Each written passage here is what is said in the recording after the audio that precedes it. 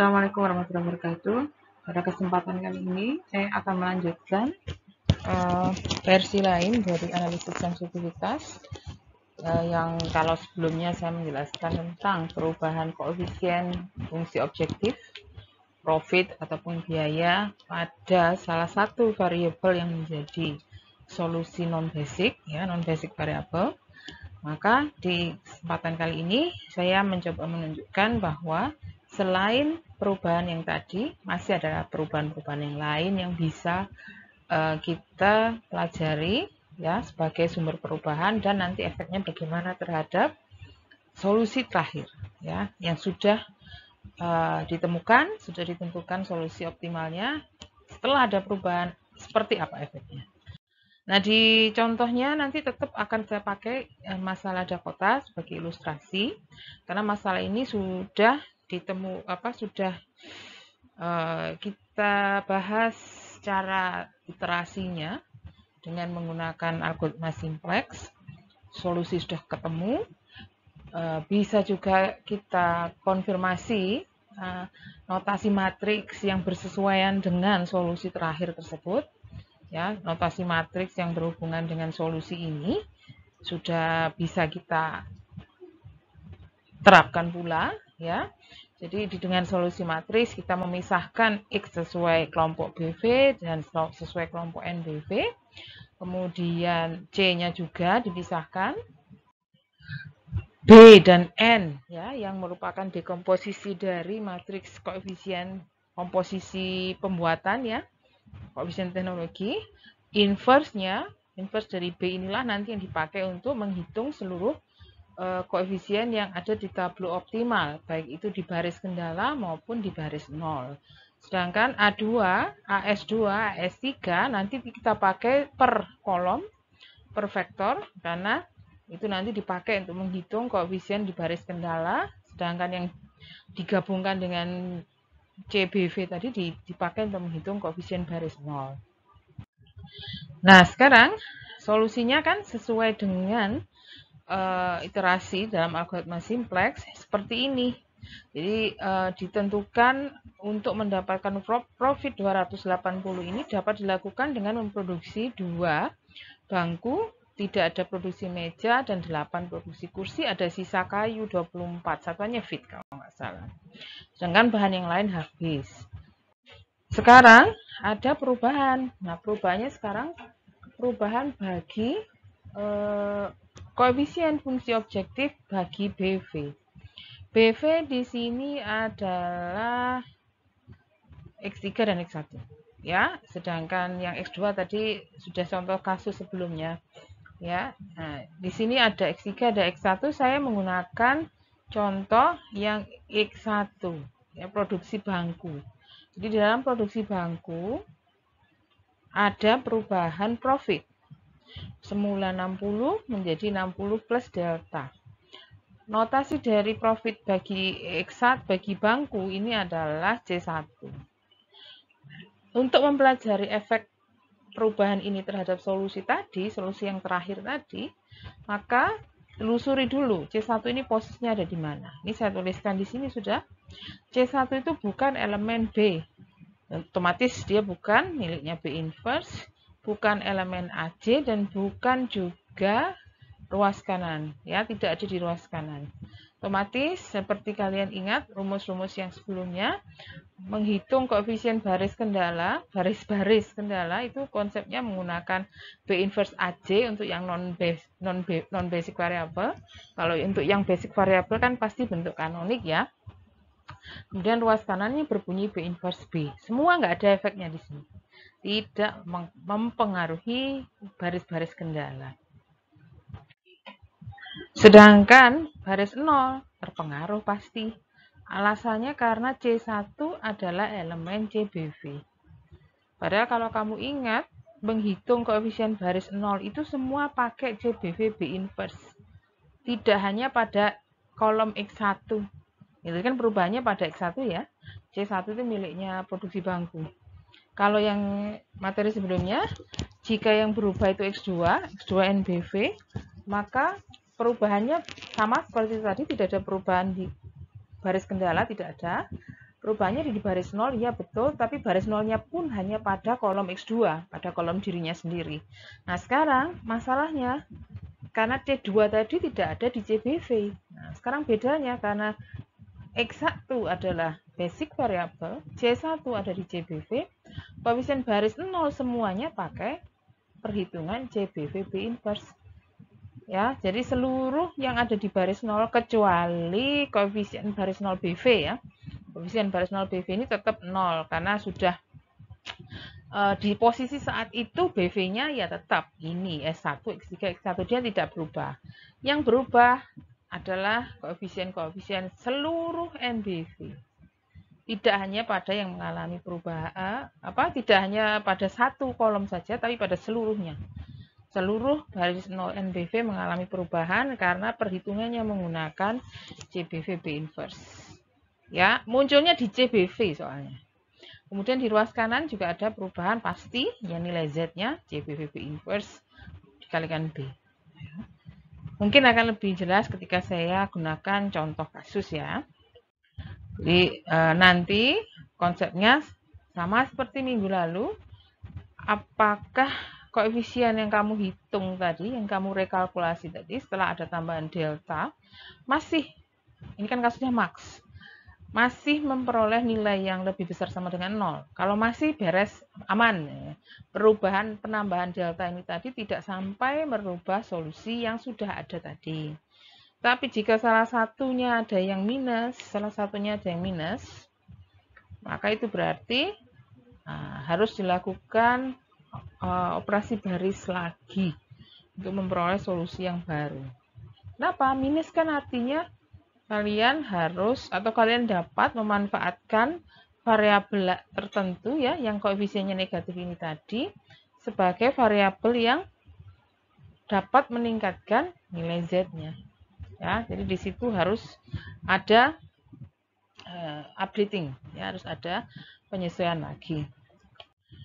Nih, ketika masih umum, deltanya berlaku umum, saya punya notasi ini semua tadi, yang ada di depan saya pindahkan ke sini, supaya kamu bisa lihat ada CBV, B inverse, A1, A2, AS2, AS3, ini yang NBV ya, ada X2, S2, dan S3, B ruas kanan, koefisien non-basicnya 30,00, ini nanti dimanfaatkan sebagai C2, ini C S2, ini C S3. Ini belum terjadi penambahan delta. Nah, sekarang akan kita lakukan penambahan delta di situ. Nih, ada penambahan delta di sini. Kalian ingat tadi, untuk koefisien baris 0, yang terefek paling, ya, yang paling terpengaruhi adalah koefisien baris 0, karena ada unsur CBV B inverse. Nah, di sini ya, CBV B inverse saya kalkulasi lagi. Kalau sebelumnya isinya hanya 0, 10, 10. Nah, sekarang berhubung ada plus delta di sini, kamu bisa cek hitungannya. Ya, ini semua dikali dengan B inverse. Baris kali elemen-elemen kolom, ya. Baris ini atau vektor ini dikalikan kolom pertama B inverse, hasilnya 0. Vektor ini kalikan kolom kedua B inverse, hasilnya 2 kali 0, 0, 2 kali 20, 40, min setengah kali 60 itu 30, jadi 40 min 30, 10, sedangkan deltanya hanya ketemu min setengah, makanya di sini muncul min setengah delta. Oke. Sedangkan kolom ketiga, untuk perkalian dengan kolom ketiga, min 8 ketemu 0, 0, 20 ketemu min 4, min 80, 1,5 kali 60 itu 90, 90 min 80, 10, deltanya hanya ketemu 1,5. Ya, jadi delta ini hanya ketemu dengan angka-angka yang di baris terakhir, B inverse. Ya, min setengah delta plus 1,5 delta. Dia tidak ketemu dengan yang lain karena posisinya ada di kolom ketiga, makanya ketemu baris ketiga, gitu ya. Jadi CBV B inverse-nya sekarang ada perubahan 0, tetap koefisien elemen yang pertama, elemen yang kedua 10 min setengah delta, elemen yang ketiga 10 plus 1,5 delta. Itu kalau kamu pakai untuk menghitung koefisien bagi NBV. Yang pertama, ya, koefisien bagi X2. Nih, pakai rumusnya. Kita ingat A2 tadi ini kan ya. Nih, 6, 2, 1,5. Dikalikan, sama seperti tadi, angka dengan angka, ya delta sendirikan. Ya, boleh kamu terakhirkan ya deltanya. Atau kalau enggak ya sekalian ditulis. Ya. Untuk memastikan, coba saya tunjukkan. Jadi yang elemen 0 dengan 6 tetap 0. 10 dengan 2 hasilnya 20. Min setengahnya kali 2 berarti min delta. Oke, plus yang ketiga. Ini kali ini. 10 kali 1,5 jadi 15. 1,5 delta kali 1,5 hasilnya menjadi 2,25 ya. Jadi plus 2,25 delta. Yang angka dengan angka hasilnya plus 35. Min delta dengan min 1 delta plus 2,25 delta hasilnya plus 1,25. Ya. Ini semua masih harus dikurangi 30. 30 itu apa? Koefisien bagi X2. Yang dia adalah elemen dari JNBV yang ini. Ya, 30. Sama untuk koefisien bagi S2, hitungannya sama. Bahkan lebih mudah karena kolomnya berbunyi 0, 1, 0. Jadi yang muncul nanti hanya ini, 10 min setengah delta, ya, kurangi 0. 0-nya dari mana ini? Koefisiennya S2 0 di sini, ya, dari JNBV. Makanya hasilnya jadi 10 min setengah delta. Yang terakhir untuk kolom S3, koefisiennya S3 di baris 0. Ya, hitungannya sama, cuman ganti ini. Ini ganti 0, 0, 1. Karena 1 di baris terakhir, kenanya yang ini ya, kolom ini kena garis angka 1, yang lainnya kan 0. Jadi hasilnya 10 plus 1,5 delta, karena C-nya pun juga 0 sama seperti S2 tadi.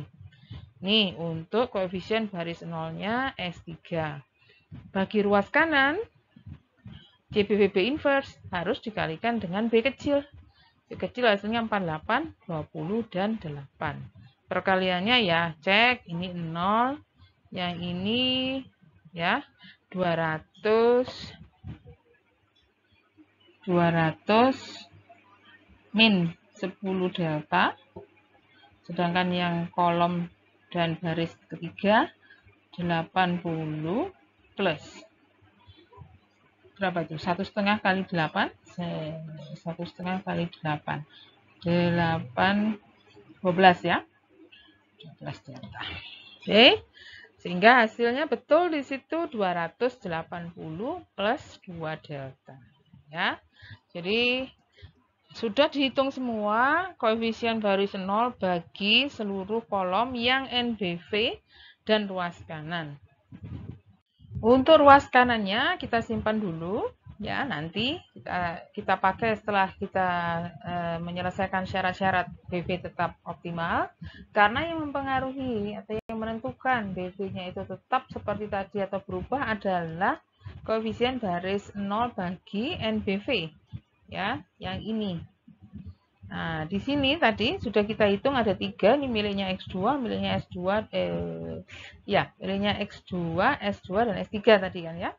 Nah, supaya betul ada perubahan bagi koefisien fungsi objektifnya produksi bangku tadi. X1 itu apa tadi? Ya, bangku, produksi bangku. Ada perubahan delta. Delta ini diperbolehkan atau perubahan ini tetap tidak merubah BV jika syarat ini dipenuhi. Ya, tapi syarat ini kan masih belum eksplisit, masih berupa pertidaksamaan yang belum jelas rentang deltanya berapa. Jadi harus kita sederhanakan supaya jelas rentang delta yang diminta untuk kendala yang pertama. Untuk koefisien bagi X2 kita bunyikan sebagai, ya seperti biasa, kamu pindah ruas, 1,25 delta lebih besar sama dengan min 5, toh. Kemudian di sini delta kita buat lebih besar sama dengan min 5 per 1,25, mestinya 4 ya, min 4 di sini. Oke, itu untuk koefisien X2. Bagaimana untuk koefisien baris nolnya S2? Sama, langkah yang sama kalian lakukan. Min setengah di kiri, 10-nya saya pindah ke kanan, min 10. Karena minus semua, kita kalikan min 1 ya. Kalikan min 1, sekalian min setengah. Sekalian kali min setengah itu. Kali min setengah. Maka hasilnya kali 2, sorry. Bukan kali min setengah, dikali 2, sekalian kali 2. Kali min 2, supaya ini 1. Min setengah kali min 2 plus, ya, lebih besar jadi lebih kecil, min 10 kali min 2 jadi plus 20. Ini untuk yang koefisien bagi S2. Koefisien bagi X3 bagaimana? Lakukan sama, tapi di sini kebetulan plus ya, deltanya lebih besar sama dengan 10-nya kita bawa ke kanan jadi minus. Delta lebih besar sama dengan min 10 dibagi 1,5. Oke. Nah, ini hasil selengkapnya, ya, dimana untuk sifat bagi koefisien X2 supaya solusi BV tetap optimal, solusi BV yang tadi tetap optimal, deltanya harus lebih besar min 4. Sedangkan bagi koefisien baris nolnya S2, delta itu menurut koefisien S2 di sini delta harus kurang dari 20. Sedangkan untuk koefisien S3 delta harus lebih besar dari min 20/3. Ini harus terpenuhi semua. Jadi seolah-olah kalian mempunyai 3 daerah yang harus kita cari irisannya. Jadi kalau saya buat gambar di sumbu gitu ya. Sumbu ini misalkan sumbu bagi nilai delta 0, kemudian ada minus 4 di sini. Min 20/3 itu 6, sekian, min 6, sekian di sini. 6 itu 6 kali 3, 6 2/3 ya, min 6 2/3. Sedangkan yang di kanan itu sampai dengan 20. Ya agak jauh gini sebenarnya 20. Kalau dari aspek yang min 4, mintanya yang lebih besar. Jadi dari min 4 ke kanan. Ya, jika dari aspek yang delta sama dengan 20 dari koefisiennya S2, dimintanya yang kurang dari, jadi ke kiri. Nih. Sedangkan yang dari delta, yang koefisien baris ini, koefisien bagi variabel S3, mintanya delta lebih besar min 20/3, berarti dari sini, ke kanan. Oke, nah, saya ganti arsirannya yang ke sana. Nah, yang kena tiga-tiganya itu antara min 4 sampai dengan 20. Itu kena semua itu. Maka di sini saya tuliskan delta harus bernilai di antara min 4 sampai 20 agar BV yang kemarin, yang tadi tetap seperti semula, tetap seperti ini. Solusinya tetap seperti ini. Delta boleh harus di rentang min 4 sampai 20. Oke, nah min 4 sampai 20 ini kan rentang perubahan, rentang deltanya. Padahal kita bicaranya mengenai profit bagi pembuatan bangku. Yang tadi nilainya 60, berubah menjadi 60 plus delta. Jadi di sini delta yang antara min 4 sampai 20 jika saya inputkan ke sini, ya, kalau min 4 hasilnya 56, kalau 20 hasilnya 80. Maka selain saya menyatakan rentang perubahan di antara min 4 sampai 20, saya bisa menyatakan rentang profit pembuatan bangku dari 56 sampai dengan 80. Ya. Jadi kalau kamu mendapatkan informasi bahwa profit pembuatan bangku itu berubah ya, atau di sini ceritakan naik sampai dengan $80 atau turun sampai dengan $56, maka BV yang ini nggak berubah. Ya, BV tidak mengalami perubahan, tapi solusinya ada sedikit ada sedikit update, ada sedikit penyesuaian, ya. Nih, saya contohkan begini sekarang. Keuntungan produksi naik menjadi 70 bagi bangku. 70 ini asalnya dari awalnya 60 naik 10. Jadi deltanya 10. Kalau kamu lihat dari rentang yang kita definisikan di sini, betul ya, 10 itu posisinya ada di sini, di antara min 4 sampai 20. Rentang di mana BV yang ada tadi dianggap tidak perlu dirubah. Kemudian dari sisi profit angkanya 70 betul terletak di antara 56 sampai 80. Jadi di sini BV terakhir tidak mengalami perubahan. Komposisi S1 di baris 1, X3 di baris 2, X1 di baris 3 tidak perlu dirubah. Namun, ya, koefisien baris 0 tadi kan ada deltanya. Sampai dengan ruas kanan juga ada delta. Nah, deltanya itu perlu kamu akomodasi di situ. Angka 10 itu disubstitusi ke sana supaya lengkap dan ketahuan apa yang perlu disesuaikan. Misal, untuk koefisien baris 0-nya X2, tadi hasil terakhir kan berbunyi 5 plus 1,25 delta. Di sini ketika delta 10, kamu hitung aja ini jadinya 12,5 plus 5, jadinya 17,5. Koefisien baris 0 bagi variabel S2, 10 min setengah delta, deltanya 10, jadi 10 min 5, 5. Koefisien baris 0 bagi S3, 10 plus 1,5 delta, 1,5 kali 10, 15. Betul ya, 15 tambah 10 jadinya 25. Kemudian, ruas kanan, JBVB inverse tadi bunyinya 280 plus 2 delta. Berarti kalau deltanya 10, hasilnya adalah 300. Ini kamu pindahkan ke tableau untuk mengupdate tableau terakhir tadi, ya, dengan angka-angka yang baru setelah ada penambahan delta. Yang jelas kalau untuk yang di sini nggak ada indikasi bahwa solusi tidak lagi optimal karena semuanya sudah bernilai lebih besar sama dengan 0. Oke. Jadi di sini tableau barunya saya buatkan, ini ganti semua ya, yang tadi ini saya lupa isinya berapa tadi sebelumnya, sekarang ganti 17,5. Yang perlu saya highlight yang BV ya, BV ini X1 tetap 0, X3 itu tetap 0, S1 tetap 0. Yang berubah X2 tadi 17,5 kita hitung setelah delta tadi ganti ketahui sama dengan 10, S2 jadi 5, S3 jadi 25. Ruas kanan menjadi 300. Yang di ini tidak ada perubahan sama sekali. Oke. Jika ditanya solusi lengkapnya, ini baris 1 S1 bernilai 24, di baris 2 X3 bernilai 8 tetap toh, di baris 3 X1 bernilai 2 itu tetap seperti semula.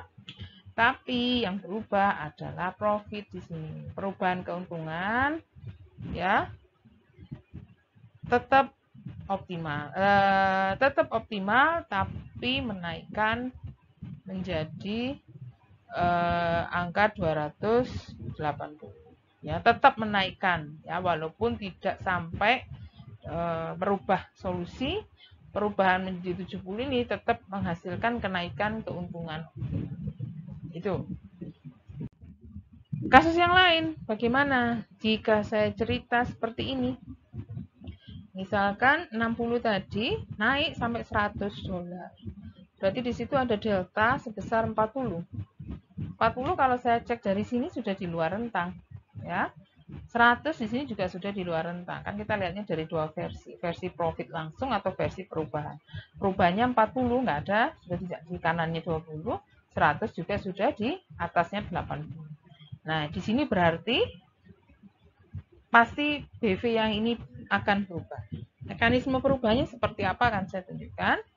Karena nanti akan terlihat setelah kita menggantikan nilai koefisien baris 0 yang baru, ya, setelah melibatkan delta sebesar 40 ini. Nih, saya ulang langkah kita yang tadi.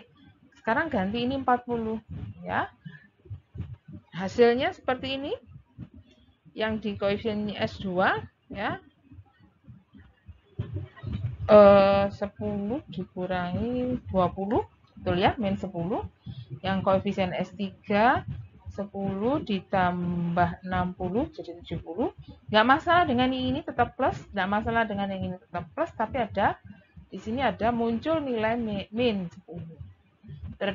Terdapat satu nilai minus yang dihasilkan dari perubahan $60 menjadi $100 ini, ya, jika deltanya 40. Ruas kanan ikuti juga tadi perhitungannya, 2 delta 280 plus 2 kali 40 nambah memang 360. Diletakkan di tablo yang sudah saya perbaiki tadi, sudah saya update dengan delta 40 tadi.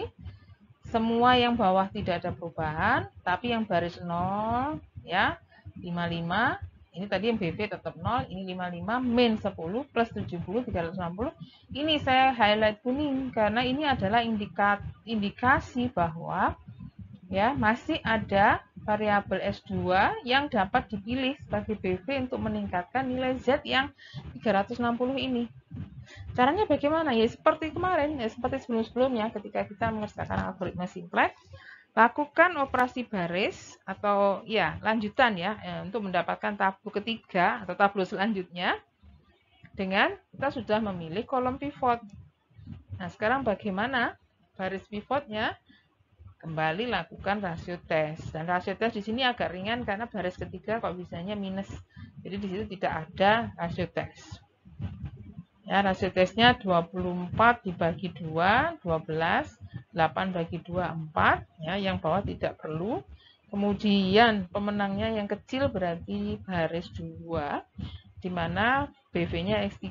Berarti nanti dulu S2 menggantikan X3, sesuaikan operasi baris yang diperlukan di situ, supaya kita dapat tabel baru, di mana ini nanti harus berubah menjadi 0001. Ya, tabel sebelum seperti ini, tabel sesudah dengan operasi baris seperti ini. Coba sendiri ya, saya tidak tunjukkan satu persatu.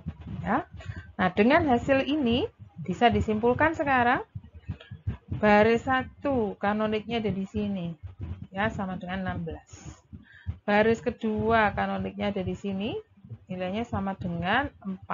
Miliknya S2 sama dengan 4.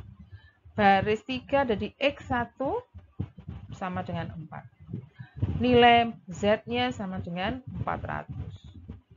Baris 0 sudah tidak ada lagi yang negatif. Selesai, sudah optimal. Nah, hasil ini bisa kamu nyatakan sebagai solusi terbaik, di mana ketika terjadi kenaikan profit bagi produksi bangku yang sampai 100 tadi, akhirnya lihat di sini tidak ada X2, tidak ada X3. Hanya memproduksi bangku saja sampai dengan 4 unit ini ya. Jadi dianggap paling menguntungkan, jadi dengan produksi bangku saja nggak usah memikirkan produksi yang lain, sudah pasti dapat untung yang paling besar sebesar $400 ini. Oke, nah ini sangat ekstrim ya, sampai tidak ada produk lain yang dipertimbangkan. Nah, ini kebetulan karena kenaikannya sangat tinggi. Oke, seperti itu ya. Jadi ada dua kemungkinan perubahan, ya, perubahan yang masih berada di dalam rentang aman sehingga BV tidak berubah. Solusi berubah sedikit dengan perlu diupdate sedikit, tapi himpunan BV-nya tetap. Sedangkan perubahan yang lain di luar daerah aman, ya, di luar rentang yang dibentuk tadi, ya, sehingga sampai harus diperlukan operasi baris lagi untuk merubah BV yang ini. Ya, jadi makanya BV berubah karena ada koefisien baris 0 yang nilainya minus yang mengharuskan kita merubah dengan operasi baris. Ya, hanya saja yang perlu diperhatikan tadi, perlu diingat komposisi koefisien baris 0 yang berlaku untuk NBV ini isinya apa saja. Pastikan dulu nilai-nilai delta itu ada di situ, dan dari batasan yang harus lebih besar sama dengan 0 itu kamu susun rentang delta yang saya nyatakan tadi sebagai daerah aman, ya. Baru setelah tahu berapa perubahannya, coba kita update. Nah, sekarang di perubahan yang lain, ini perubahan yang setelah dua perubahan yang tadi, ini perubahan yang ketiga. perubahan ruas kanan. Ruas kanan di sini kan menunjukkan ketersediaan sumber daya. Jadi ketersediaan sumber daya di sini bisa juga ada naik turunnya, ada perubahan. Sama seperti tadi, nanti perubahan itu saya nyatakan seperti dengan yang lama ditambah delta. Ya, kendala ketersediaan yang lama plus delta. Cuman ingat di dalam sumber daya ini, ketersediaan sumber daya ini posisinya ada di vektor B. Perubahannya nanti salah satu dari elemen B. Ya, padahal di ruas kiri baris kendala tidak diperlukan B di sini. Berarti rumusan B inverse AC ini nggak dipengaruhi dengan perubahan elemen B. Tetap. Ruas kiri baris 0 pun juga tidak ada unsur B-nya. Aman juga. Tidak ada perubahan pada ruas kiri baris kendala maupun ruas kiri baris 0, tablo terakhir.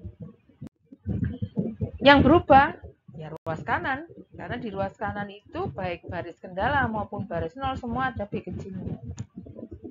Ya, jadi akan berubah karena salah satu elemen B mengalami perubahan. Nah, sekarang bagaimana solusi tetap dianggap optimal? Lihatnya nanti di ruas kanan. Ya, ruas kanan itu tetap tidak boleh negatif juga. Ya, jadi syarat optimalitas itu baris 0 kalau kasusnya max, selesai kalau semua sudah positif. Kalau sampai ada yang negatif kan berarti masih perlu update, seperti perlu iterasi lagi seperti contoh saya yang terakhir tadi. Ya, sedangkan karena perubahan ruas kanan ini tidak mempengaruhi baris 0, berarti kan kita nggak perlu pakai kriteria yang itu. Nah, sekarang di algoritma simplex juga berlaku. Solusi kan ada batasannya ini, yang batasan tanda itu loh. Di batasan tanda ada X1, X2, X3, S1, S2, S3 tidak boleh negatif. Nah, ketahuan solusi dari semua ini berapa nilainya kan dari ruas kanannya ini toh, dari ruas kanannya tablo terakhir yang di sini ya, yang tablo optimal itu nilai di baris 1 bentuk kanoniknya misalkan tadi ada di S1 gitu ya, di S1 bernilai berapa, lihat di sini. Di X3 bernilai berapa, lihat di kolom ruas kanan. X1 di kolom ruas kanan juga. Berarti di sini juga tidak boleh ada yang negatif karena sudah ditetapkan di awal solusi ya tetap pada kuadran 1 kalau itu kamu gambar. Kebetulan kalau simpel kan nggak bisa digambar. Nah, tapi di situ maknanya adalah karena kita cerita tentang produksi, maka di sini hasilnya juga tidak boleh sampai minus. Yang tercermin dari solusi di ruas kanan baris kendala. Tetap negatif. Kalau ada salah satu yang negatif, BV tidak lagi optimal. Caranya gimana menyelesaikannya? Nanti ya, di konsep dual. Saya belum menjelaskan. Jadi nanti kalau sampai kalian mengerjakan, ketemu ada hasil ruas kanannya negatif, bagaimana menyelesaikannya, tidak usah dikerjakan dulu. Karena itu masih di luar konteks algoritma simplex. Kalau algoritma simplex, solusi bisa kamu perbarui, bisa kamu cari lagi konsepnya dari baris 0 kan. Dari baris 0 ditemukan, kalau kasus max ditemukan minus, operasi baris karena dia kolom pivot. Kalau kasus minimize yang ditemukan yang plus, ya itu kolom pivot, dilakukan operasi baris. Kalau baris negatifnya ada di ruas kanan belum bisa, karena konsep simplex tidak menggunakan kriteria di ruas kanan. Oke. Contoh sekarang, misalkan tadi finishing hour itu kendala kedua. Semula tersedia 20 jam. Sekarang berubah menjadi 20 plus delta. Delta ini boleh plus, boleh min ya. Terserah kasusnya. Nah, sama konsepnya seperti yang perubahan sebelumnya. Kita cek dulu notasi matriksnya, di mana ada delta itu posisinya di mana. Tadi sudah saya tunjukkan ada di B. Di B-nya sekarang berubah seperti ini.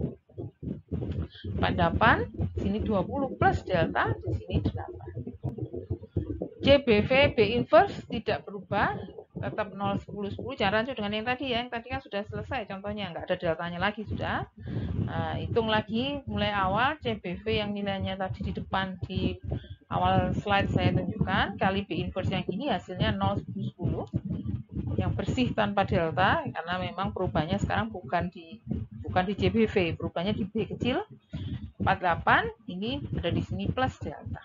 Ini semua adalah rumus yang kita pakai untuk menghitung koefisien solusi di ruas kanan, baik itu di baris 0, CBV B inverse B kecil, maupun di kendala. Kalau di kendala bunyinya B inverse kali B kecil. Kita awali dari baris kendala. Ya, baris kendala rumusnya B inverse B kecil. B inverse-nya ini tadi, B kecilnya ini. Seperti biasa pastikan hitungannya yang angka dengan angka ya, jadi 48 ditambah 40 dikurangi 64 ya, hasilnya 20. Sedangkan delta ini karena ketemu yang tengah ya, nggak ketemu dengan 1, nggak ketemu dengan min 8, maka hasilnya 2 delta. Oke. Baris kedua dengan ini hitungannya 0 kali 48 0, 2 kali 20 40, min 4 kali 8 min 32. 40 min 32 hasilnya 8.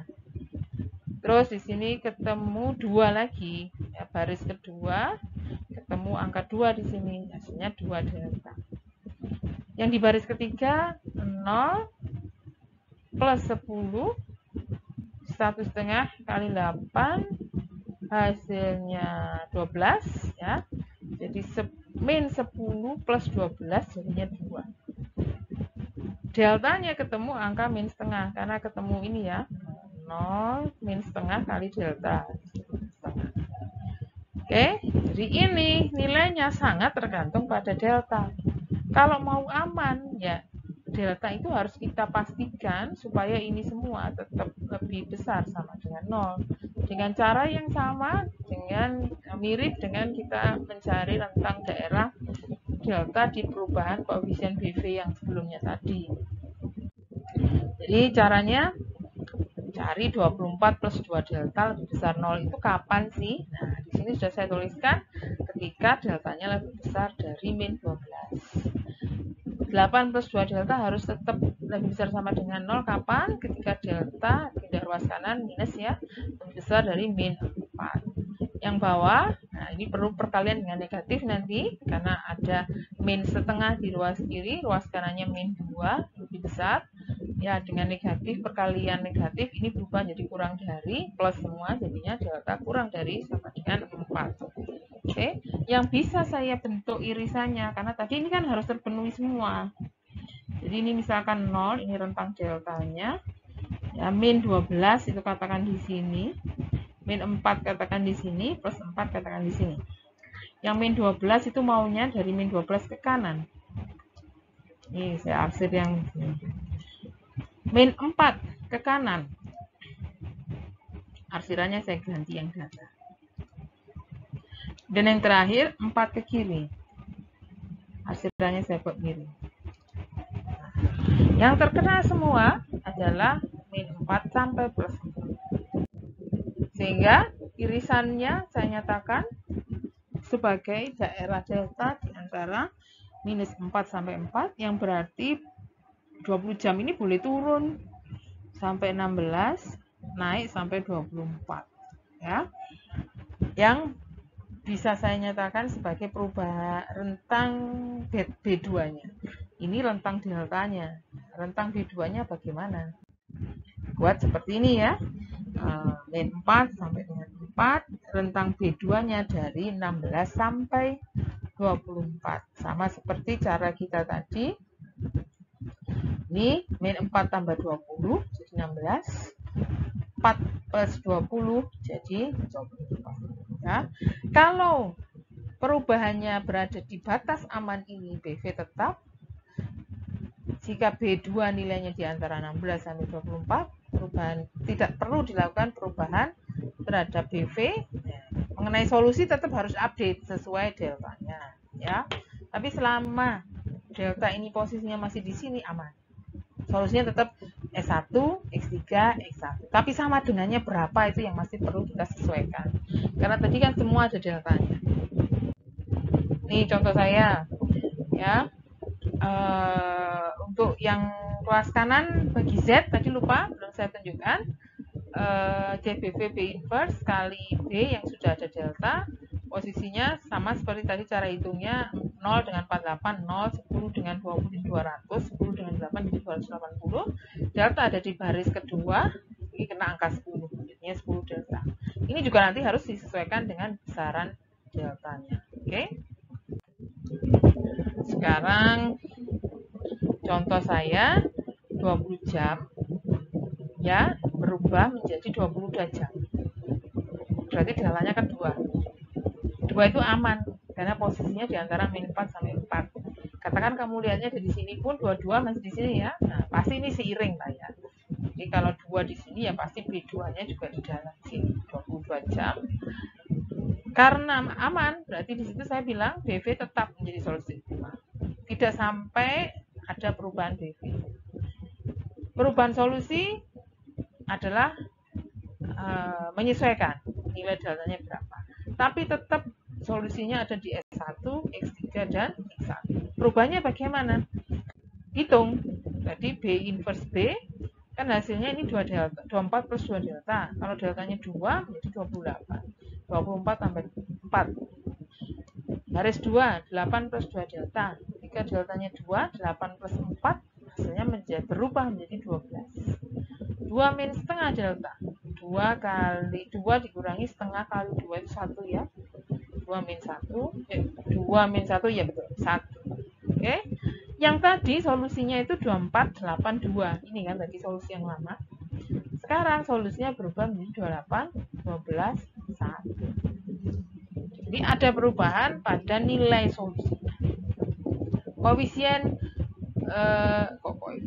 ruas kanannya sudah ketemu, yang di kendala yang baris 0 juga sama. Delta di sini berbunyi 2, 280 plus 20 berarti. Nah, hasilnya ganti menjadi 300. Oke.